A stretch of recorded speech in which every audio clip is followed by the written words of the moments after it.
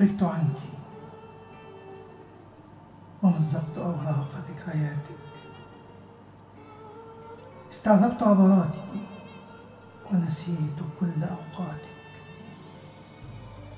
رحلت هادئا مبتسما، لم أعبأ أبدا أبدا بعذاباتك. أصم عالم منتشيا وكأني انتصرت بصرخاتك، وشموخ نفسي ورجولتي بين آهاتك وتوسلاتك. بكل فخر وعزة عبثت بمشاعرك ومفرداتك، وكأني رجل لا مثيل له يحتمل ألف فراق. وأنت أنثى لك ألف مثيل من الرياء. ذهبت أبحث عن أخرى بين أشكالك. لو سمعت عن العشق يوما لكنت لقلبك بكل النساء، وكنت لمن تتسول منك حبا بعيدا إليها كبعد السماء، ولما نطقت إليها حرفا مما شدوته لي الصبح والمساء. أخبرتها أنك تذوب فيها عشقا وكم هي فاتنة أو حسناء، وأنك كنت تائها تبحث عنها وحبها عندك ما منه شفاء.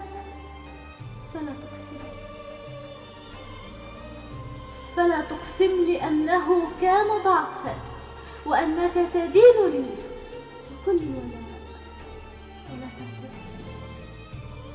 ولا تعترف لي بما صار حينها فتسقط دموعي مع الكبرياء.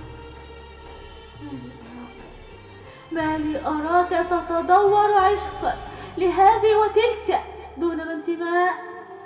أتتخذ من الحب لهوا؟ كم كنت غبيا، كم كنت عصيا مزقني فراقك. موهوم كنت مهزوم كالمحمول.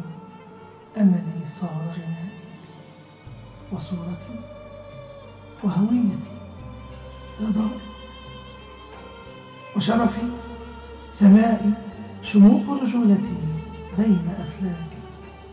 أمان روحي وخفقات قلبي تسكن بين أضلاعي،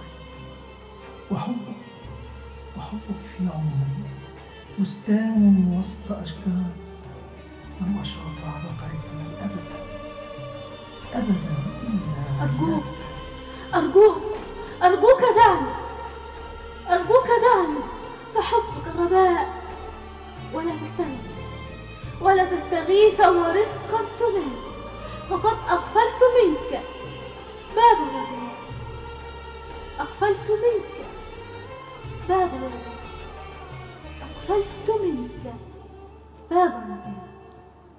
وسمعت ولمسات الحرير في عمري ضاعت الرجاء. ومقدوري أن أعيش العمر ندما على